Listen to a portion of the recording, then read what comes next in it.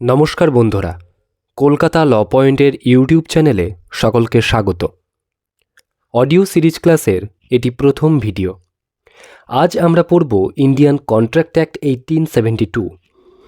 Important legal term এবং প্রত্যেকটা section সঠিকভাবে বাংলায় আলোচনা করা হবে এই অডিও সিরিজ ক্লাসে। এই সিরিজের ভিডিওগুলি তোমাদেরকে বেয়ার অ্যাক্ট স্টাডি করার ক্ষেত্রে অত্যন্ত প্রয়োজনীয় হবে আমরা আশা রাখছি। চলো তাহলে শুরু করা যাক। কন্ট্রাক্ট কথাটির সাথে আমরা কম বেশি সকলেই পরিচিত, যার বাংলা মানে হচ্ছে চুক্তি। তাহলে আমরা বুঝতেই পারছি চুক্তি সম্বন্ধীয় বিভিন্ন আইন আলোচনা করা আছে এই অ্যাক্টে, যার নাম ইন্ডিয়ান কন্ট্রাক্ট অ্যাক্ট 1872। আমরা দৈনন্দিন জীবনে বিভিন্ন চুক্তি করে থাকি।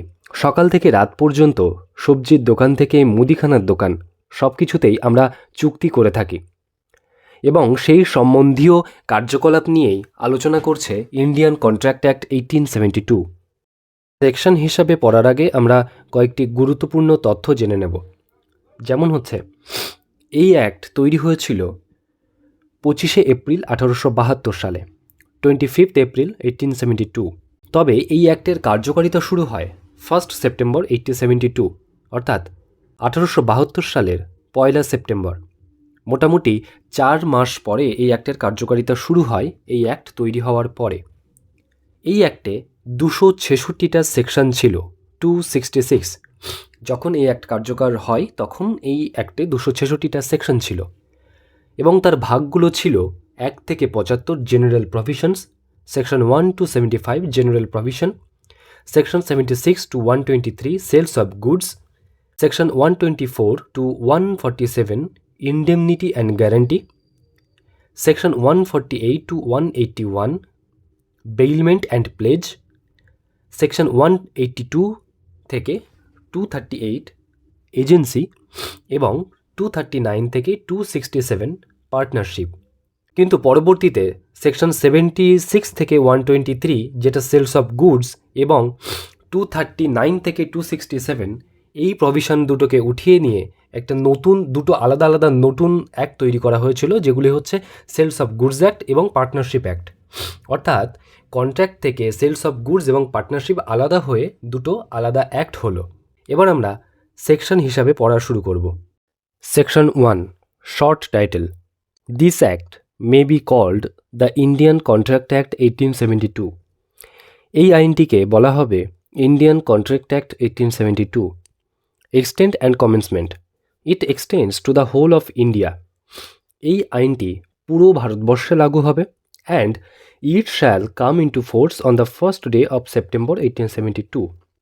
এবং এটির কার্যকারিতা শুরু হয়েছে 1872 সালের 1 September.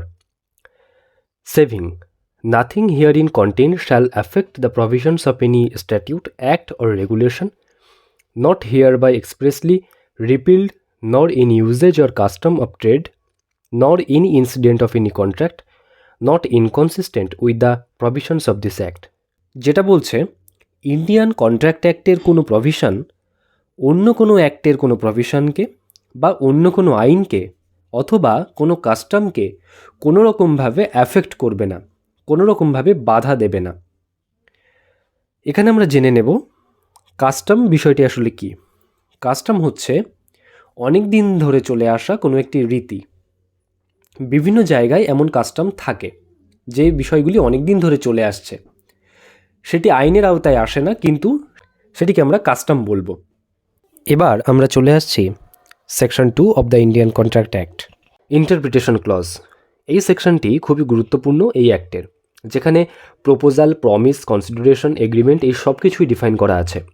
Clause A of section 2 বলছে, when one person signifies to another his willingness to do or to abstain from doing anything with a view to obtaining the assent of that other to such act or abstinence, he is said to be make a proposal. যখন কোনো ব্যক্তি অন্য কোনো ব্যক্তিকে কোনো কিছু করা বা কোনো কিছু করা থেকে বিরত থাকার জন্য কোনো ইচ্ছা প্রকাশ করে, তখন সেটিকে বলা হবে প্রপোজাল। মনে করো এক্স একটি বাইক বিক্রি করবে এবং সে ওয়াইকে গিয়ে বলল যে সে তার বাইকটি বিক্রি করতে চায়, ওয়াই সেটি কিনবে কিনা। এক্ষেত্রে এক্স একটি প্রপোজাল দিল ওয়াইকে। এরপরে আসছি clause B. When the person to whom the proposal is made signifies his assent thereto, the proposal is said to be accepted. A proposal when accepted becomes a promise. যখন অপর ব্যক্তি তার সম্মতি প্রকাশ করবে তখন বলা হবে সেই প্রপোজালটি অ্যাকসেপ্ট করা হয়েছে। অর্থাৎ ওয়াই যদি এখানে বাইকটি কেনার জন্য সম্মতি প্রকাশ করে যে হ্যাঁ আমি বাইকটি কিনব, সেক্ষেত্রে বলা হবে প্রপোজালটি accepted. A proposal when accepted becomes a promise. একটা প্রপোজাল যখন অ্যাকসেপ্ট হয়ে যাবে সেটি একটি প্রমিসে পরিণত হবে। এরপরে আসছি clause C of the section 2। The person making the proposal is called the promisor. যে ব্যক্তি প্রপোজাল দিচ্ছে তাকে বলা হবে promisor, and the person accepting the proposal is called the promisee. এবং যে প্রপোজালটি অ্যাকসেপ্ট করছে, অর্থাৎ এক্ষেত্রে এক্স হচ্ছে প্রমিসার এবং ওয়াই প্রপোজালটি অ্যাকসেপ্ট করলো, সে হচ্ছে প্রমিসি। ওয়াই হচ্ছে প্রমিসি এবং এক্স হচ্ছে প্রমিসার। এবার আমরা চলে আসছি ক্লজ ডি।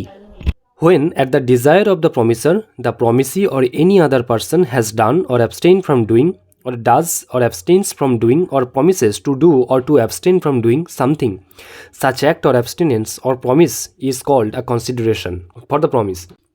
Consideration এই বিষয়টি কন্ট্রাক্টের ক্ষেত্রে খুব গুরুত্বপূর্ণ।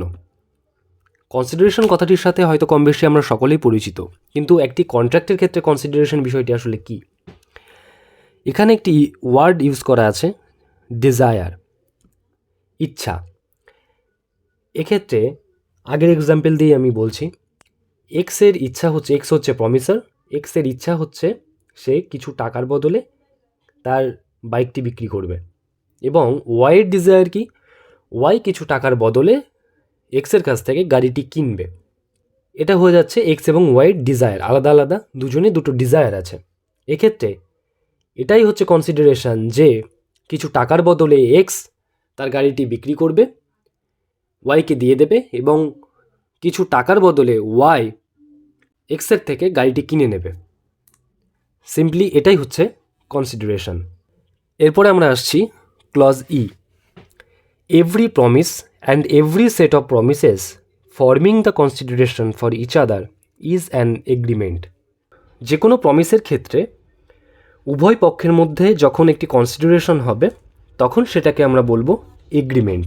ঠিক আছে, এক্ষেত্রে আমরা আগের এক্সাম্পল দিয়ে আবার বুঝবো।